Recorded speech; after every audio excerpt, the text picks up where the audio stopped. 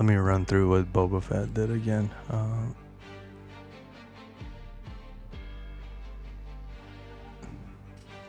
Okay, yeah, I got it. There's some opinions I have on this. That's the intro. There's some. Welcome to the Dank Swamp Rebellion.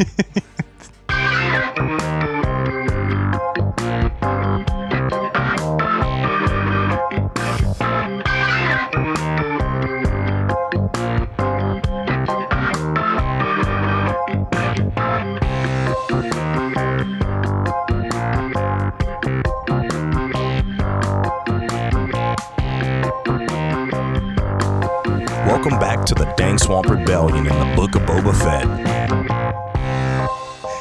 There's definitely some opinions I have. Mostly good. Book of Boba Fett, in my opinion, is pretty awesome. And I'll tell you why. It's because I always stay there with you, man. It's new Star Wars, right? Yeah, exactly. I got mixed feelings on it, though. There were points in Boba Fett that I got super emotional. I know. You texted me and I'm almost in tears. Have you seen this? And I said, I still don't have Wi-Fi. Don't spoil it.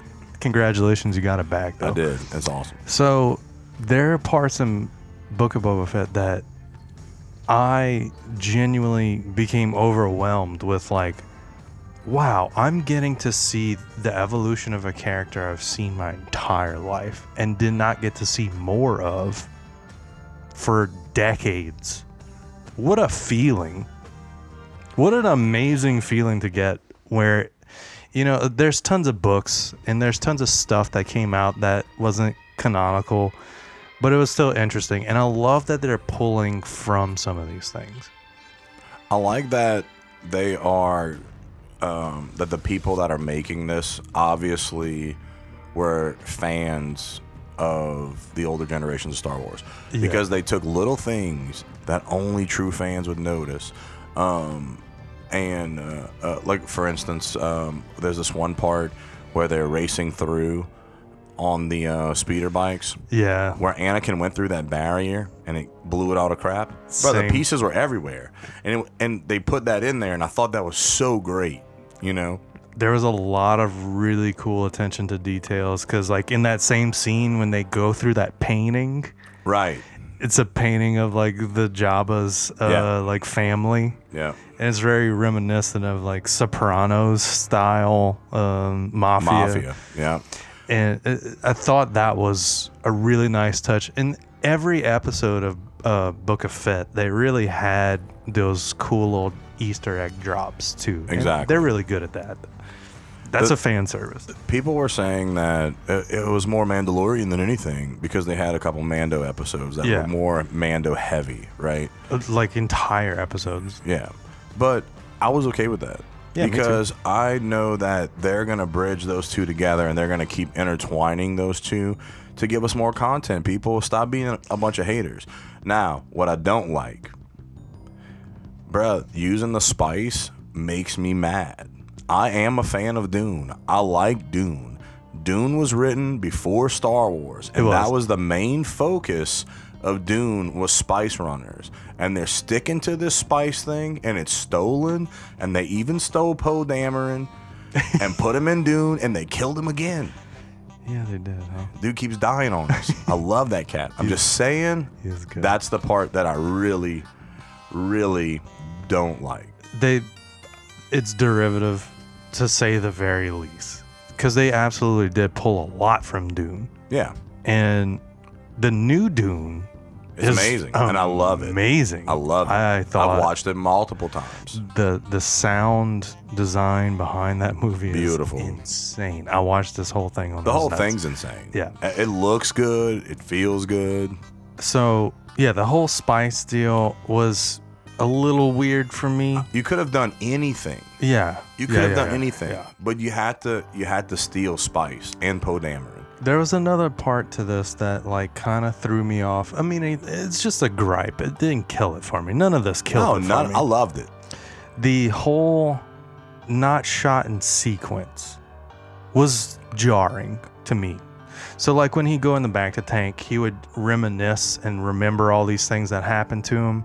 I feel like they could have just shot it in sequence and told us the story instead of hopping back and forth. That Right. felt jarring and weird, and we kind of lost some pace doing that. Because I think they did it to try and keep some type of real-time continuity was there, but it didn't need it. I think it's more so like of his psyche, right? Of how this is how he thinks. This is how he sees it. So it's not, he has one of those spotty memories where he's only triggered by things of his past when certain things are said or happens, right? So nobody really knows that Boba Fett is an emotional dude, really, because he's so hard. And that's when he releases all of that, right? Yeah. So I think they're kind of playing on his psyche maybe on that. I don't know. And that's just a thought. It was just a gripe, because I feel like if it was done in sequence, it could have told the story a little bit more cleaner. Yeah. And that's just me. I mean, I'm sure other people feel that way too. And it didn't kill it, but what it did was it set the momentum to backtrack and go back and forth. I agree. Because imagine being able to start the series from when he climbs out the Sarlacc pit. Yeah. And then follow the journey of him going with the Sand People and learning the customs of Sand People, which was one of the moments that got me. So let's stop right there. Okay, let's talk about that for a little bit. How amazing did they bring out the likability of the Tusken Raiders? They literally humanized the Sand People. Now some of my favorite people I know. in So our cool. characters in Star Wars is now the Tusken Raiders, and it's because of the humanity behind them. Because they could have just killed Boba Fett, bro. Oh yeah, absolutely, and they were gonna. Yeah. You know, they saw some value and they saw his spirit. You know, of what. But that was the thing. They saw something beneath what he was. And how badass the one with the dreads, like just teaching him everything with the gaffy stick. Amazing. God. And the way, and I was hoping they would do that to where he had to make his own. He had to, like, that was so They did it right. awesome, man. They did that and right. and it was, and you're right. That was such an emotional thing because you kind of can relate to that. And another thing that I really dug about it is one thing you wouldn't think, but Boba Fett is an animal lover. So Peter must have been all over this thing, like loving him, right? Yeah. Because, I mean, first of all, riding in on the Rancor was Wrangling the Rancor, baby. dumb, bro. That was so dumb. I was like losing it. I was so dumb. Yeah. And then when he let his bantha go free, Yeah. I was almost in tears. I'm like, what? Don't let the bantha go, dog. That's like Black Beauty to us, right? Yeah. But that was a really cool side of a Boba Fett that, you know, you probably wouldn't have seen, that they thought out pretty good. He don't really care for people, but he digs animals. He values life. Yeah. It's precious, but not the ones that screw him over. Right. In any way or capacity. Or look at him weird. Yeah, I feel like the way they humanize the Sand People and him learning how to be a real person rather than A machine, just a clone. Exactly. It's what he is a clone. And to know the difference between what spirituality is and just, you know, being a bounty hunter. And the whole shot and sequence with the tree and how, like, the desert used to be an ocean. Right.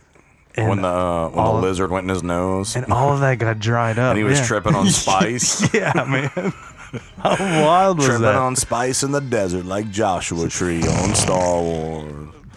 Yeah, that was wild, man. And that was some really cool, computer animation right there, because that was... Dude, that was crazy. That was wicked. Oh, when they shot the stuff when he was a kid, and they were on... what planet is that? Coruscant, the water planet. I think so. Well, when they're on the water planet, they show shots that weren't in that movie from episode 2. Right. Oh yeah, I do remember. And that. I was like, that was awesome. Oh, cool. That was great. Yeah, absolutely. That did it for me. So yeah, it's really awesome to see how they're evolving the story to give Boba Fett what he deserves. Right. And you know, his character came out in a Christmas special. like as just a one-off kind of thing, and everyone loved the mystery behind him. So keeping that stupid mystery, Star Wars Christmas special. Oh my god. keeping that mystery alive for what 25 years, Yeah. and then finally delivering At something. least somebody had, the nuts to pick it up. Yeah, dude, absolutely. And apparently, from what they say, if you go to Disney and you go to like Star Wars Land, it's amazing. They say it's I've like heard one of the the same. most incredible things at Disney, besides Pandora. Yeah. So apparently, we need to make a trip. My kids went and came back with a lightsaber, and it made me jealous. Not sponsored. Yeah, not sponsored by Disney or lightsabers. Or Star Wars. Something else that happened during Boba Fett is when they had the crossover of The Mandalorian. Way back when, Tyler said on our show that there was a teaser that he found, a little sneak peek, and he said that Grogu would have to make a choice I did. between being a Mandalorian and becoming a Jedi. And that was in the middle of the first season of The Mandalorian. And now they've been through season 2, and now Here we are. now we're into Book of Boba Fett, and he has made his choice. And this is the way. How This you is feel the way. about that? I was super happy to see a little Ahsoka Tano in there, because That was a really awesome thing to see, her interaction with young Luke. Absolutely. That was such a crazy moment, because fans of just Star Wars probably never expected to see that in live action. yeah. And the way they're doing Luke with this, I'm good with. I'm happy with it. Yeah, it's a little weird at some points, but they're doing it well. And they have so there's, I forget his name, but he plays the Winter Soldier. Oh yeah. He looks just like Mark Hamill. That's the same guy?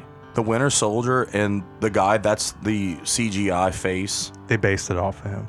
Wow. Well, and Mark Hamill, but if you were No, but they have to use somebody, just like they used Leia's daughter. I don't think they used him, but there's so many people that's behind this of let him try, because if you put him in that haircut, He's gonna look like he looks just like Mark Luke. Hamill. It's Wow. crazy, Wow. super weird.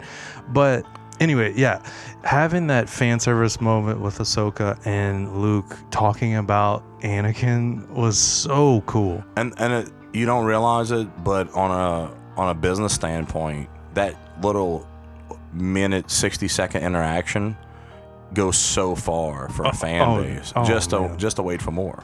And that's what it was. That's what this whole series is. I really think. I'm not mad at it. I love it. No, all of these series, you said it. And to say I'm not gonna watch it again and probably again is a lie, because I will. And I too. literally started watching Mando season 1 again last night, Nice, because internet, just because I like it. and you, And I can. finally got internet.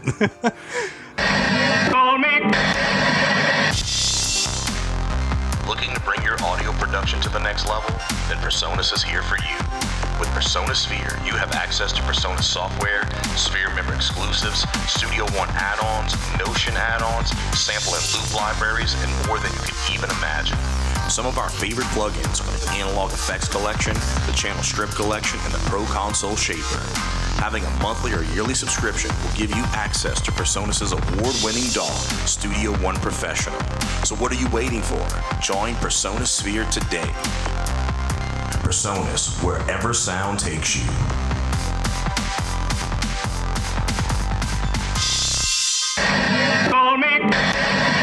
Okay, so yeah, all these series that they're doing proper work on are going to lead up together, because you're gonna have your own Ahsoka show. That's So coming. at this point, so that would be tight. It's coming. Oh, it's coming. Yeah. So that Obi-Wan is coming, right? So in this parallel universe, right, Obi-Wan and how are they going to work that out? This is canon. This isn't parallel. This is actually in this timeline. All this stuff. So it's all in the same timeline. So this is all Wow, taking place okay. between 6 and 7. Wow.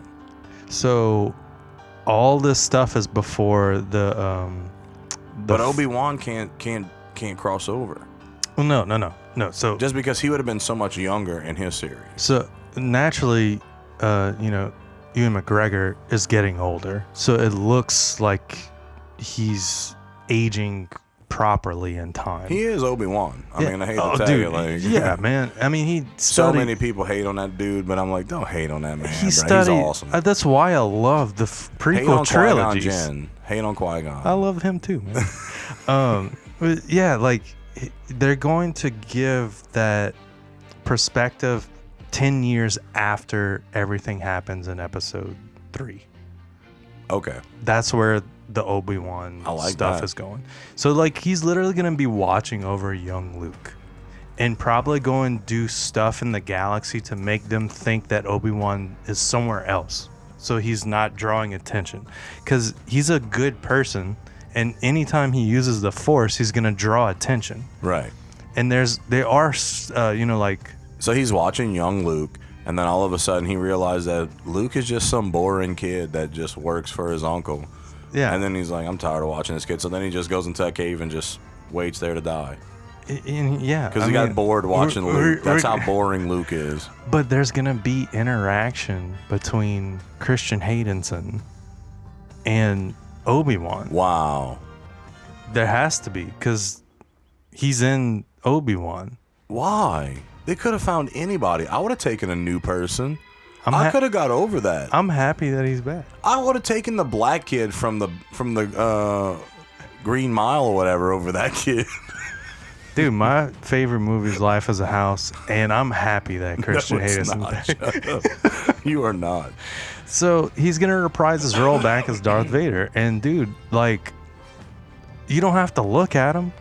He's not even gonna sound like him. He's just, his mannerisms are gonna so be. he's just the dummy in the suit.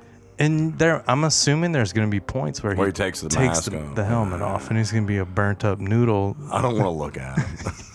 I don't want to hear his voice either with his, Padme, there's some worms in here. No. I think they got out of the tequila bottle again. I killed her. It seems that you've killed her. Yeah, man. I'm stoked to see where they go with it, because I know there's going to be some cool little twisty turn things that they're going to implement. And Yeah, it's going to be sick. I think the big thing, this is my call on this. What they're going to do is implement the Force Ghost stuff with Qui-Gon. That I liked. I liked. That's going to be who is helping Obi-Wan get through this. Yeah, so like Obi-Wan's at the cantina, and he's having a little shot because he's feeling bad about himself. And then all of a sudden Qui-Gon sets in as a ghost, and he's like, hey man, why you acting like such a dud?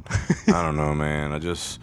Luke is so boring to watch, man. All I want to do is get drunk every day and not watch Luke. And he's like, no, you got to watch Luke because Luke is whatever. And he's you, like, no. and you're my only company I could talk to. Yeah, It's getting old. And I mean, talking to Yoda, that kind of gets weird after about 300 years, you know?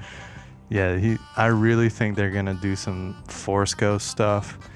And I mean, they say it at the end of episode 3. I wish they would turn Yoda into an old pervert at this point. I mean, he's already 1,000 years old or something like that. I mean, you don't know what he's doing on Dagobah. Well, no, I just want him to show it. Like, Oh God. there's Baywatch channel. Pamela Anderson running. I'm sure there's a ROM Yes. hack of that for you. I'm gonna check that out. Yeah.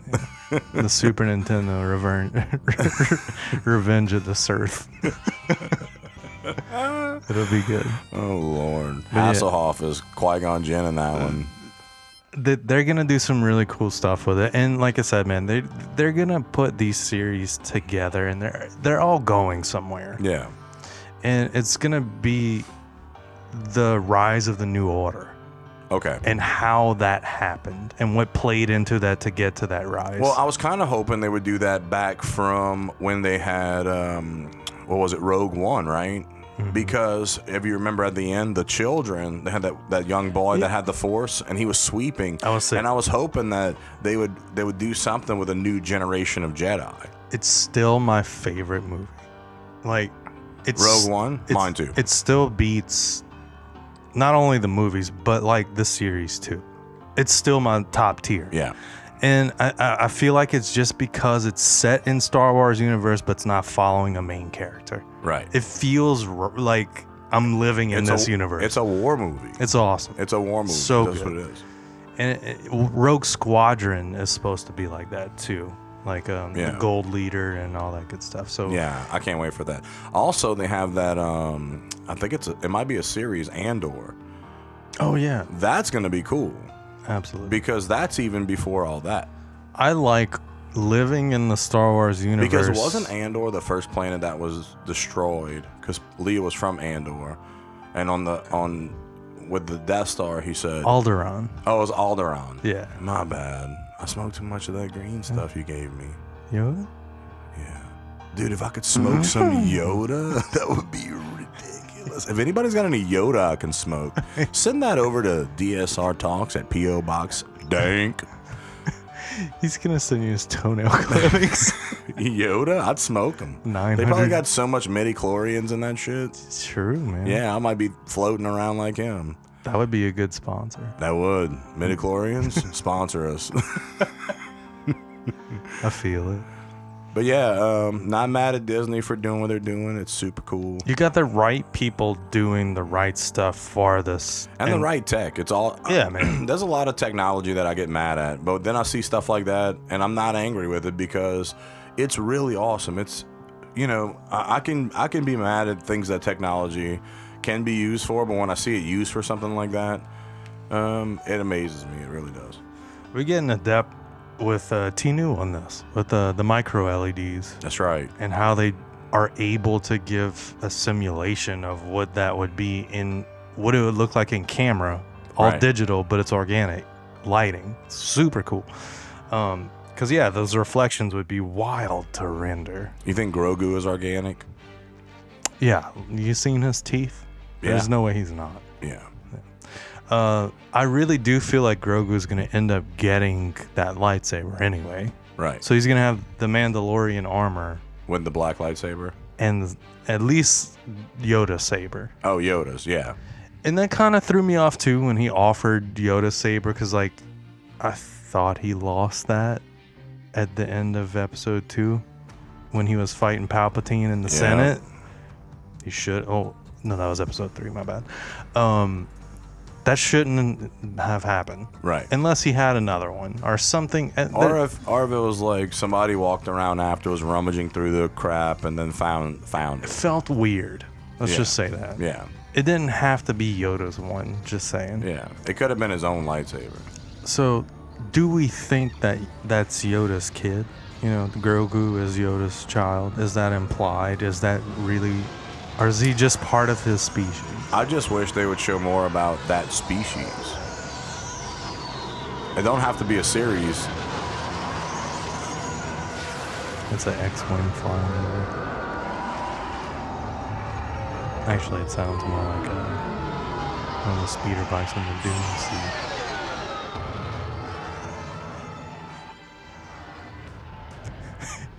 It's a low, slow flying plane. For a minute, I thought it was a helicopter trying to figure out if we're growing weed in here. Oh. But, oops. Yeah, excited to see what comes out next. And as they roll out with new content, we'll let you know what we think about it, if it sucks or not. But if it's Star Wars, we're not going to think it sucks. One more time. Let's hear it for Book of Fett. Book of Boba Fett. And Clint Eastwood in that motherfucker. Holy shit. Hell yes.